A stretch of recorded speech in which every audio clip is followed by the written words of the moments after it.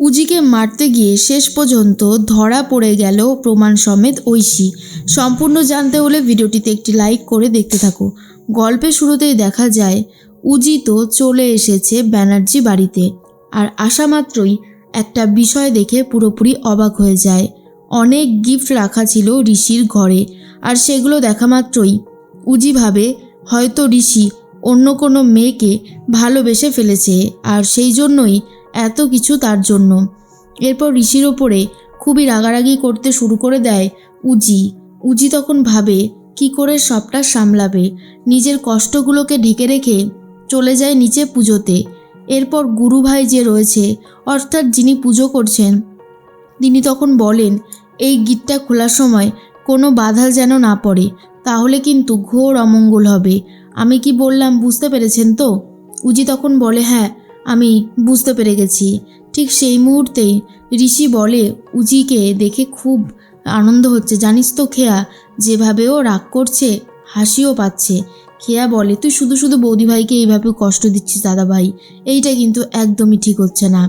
এর মাঝখানে ভানু কথা বলতে থাকে নিশার সাথে আর বলে দেখ, আমি যতদূর জানতে পেরেছি উজি যখন বেরিয়ে যাচ্ছিল তখন ওই দুর্জয় ঘোষালকে কারোর একটার সাথে কথা বলতে দেখেছে। তারপর ভিডিও করে নিয়ে জিৎ বসুকে দেখায়, সেই লোকটারই খোঁজখবর চলছে। কিন্তু নিশা, তোকে একটা কথা বলি, তুই এখন আর অন্য কোনো কিছু ঘটাস না, অন্তত সব কিছু ভালোই ভালোই হয়ে যেতে দে। তুই আগে বাইরে বেরিয়ে আয় তো, তারপর যা হবে দেখা যাবে। নিশা তখন বলে শোন, বাইরে তো আমি বেরোবই, কিন্তু তার আগে যা যা কাজকর্ম আছে সবটাই আমাকে করতে হবে। কোনোভাবেই আমি কাজ ছাড়া বাঁচব না, আর আমার যে কাজগুলো আছে সেগুলোও বন্ধ হতে দেওয়া চলবে না। এর মাঝখানেই দেখা যায় উজি যখন পুজো করছিল তখনই ঐশী টার্গেট করেছে উজিকে, আর এর মধ্যে নিশাও উজিকে ভাবতে থাকে উজি ঠিক আছে তো, উজির কোনো বিপদ আপদ হবে না তো। ভানুকে জিজ্ঞেস করে উজি কোথায়। ভানু তখন বলে আজকে ঋষিদের বাড়িতে একটা পুজো আছে, কি গিট খোলা হবে, সেখানেই গেছে উজি, ও বলেছে আবার ফিরে আসবে আমাদের বাড়িতে। নিশা বলে ও যাতে পাকাপাকিভাবে আমাদের বাড়িতে থাকে সেই বিষয়টাই কনফার্ম করতে হবে। দেখ ভানু, তুই ওকে বলেছিস তো যে আমি ওই দুর্জয়কে মারতে চেয়েছিলাম, ঋষিকে নয়। আমি ওই দুর্জয় ঘোষালকে আর সহ্য করতে পারছিলাম না। ভানু তখন বলে সবটাই বলেছি, তুই এত ভাবিস না, তুই শুধু একটু শান্ত হয়ে কয়েকটা দিন থাক, যাতে তোকে এখান থেকে তাড়াতাড়ি ছাড়িয়ে নিয়ে যেতে পারি।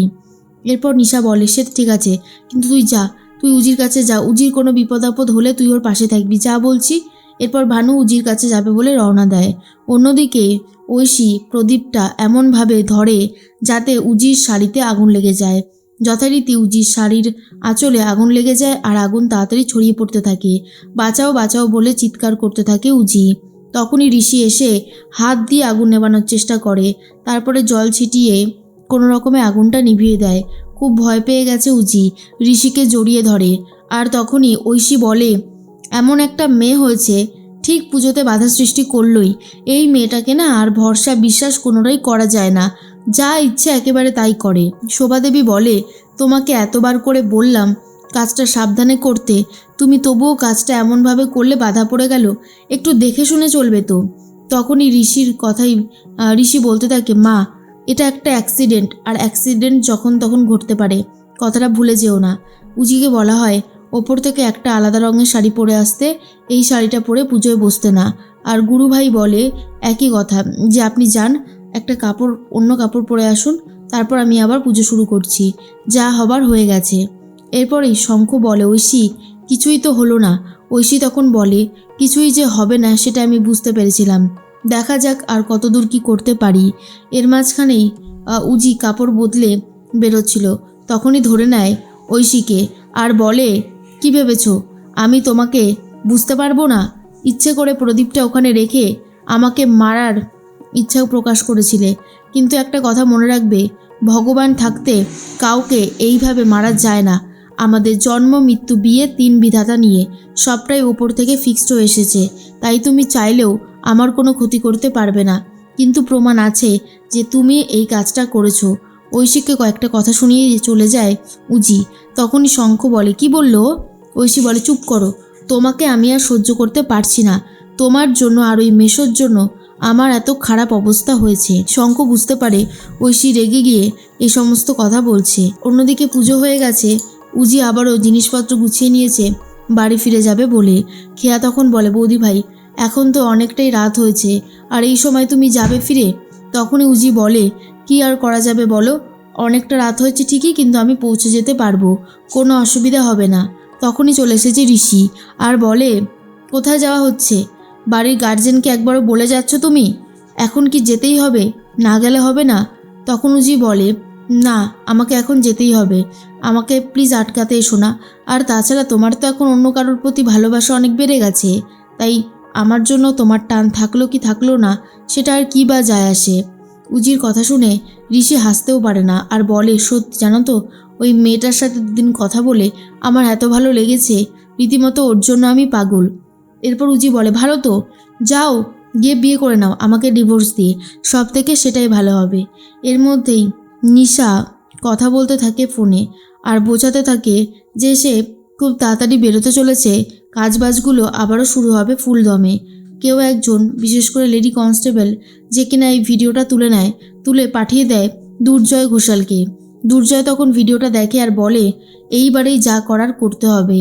একজন ভালো এডিটরের কাছে পাঠিয়ে দেয় ভিডিওটা আর বলে, এই ভিডিওটা সেম থাকবে, কথাগুলো শুধু চেঞ্জ করে দেব, কথাগুলো এমনভাবে বসাবে যেন দেখে এটা বোঝাই যায় না যাতে এডিট করা ভিডিও। দুর্জয় ভাবে নিশা মিত্রকে সে জব্দ করবেই, যেভাবেই হোক না কেন।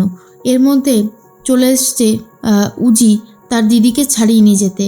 অনেক দিন পরে তার দিদি অবশেষে ছাড়া পাচ্ছে, এই জন্য উজি তো বিরাট খুশি আর বলে, দিদি অনেক দিন বাদে তুই ছাড়া পাচ্ছিস, আর কোনো রকমের কোনো অন্যায় কাজ, ভুলভাল কাজ কিচ্ছু করবি না, তুই বুঝতে পেরেছিস?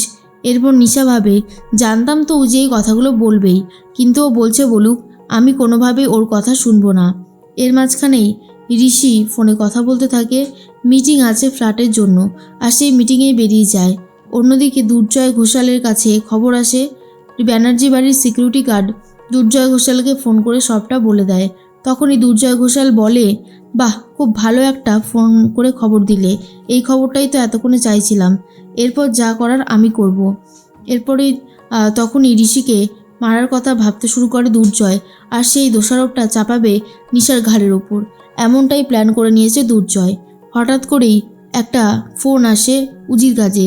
ফোনটা রিসিভ করে আর সেখান থেকে উল্টো দিকে শোনা যায়, বলে যে আপনি এক কাজ করুন, এক্ষুনি একটা ভিডিও দেখুন, আপনাকে পাঠিয়েছি।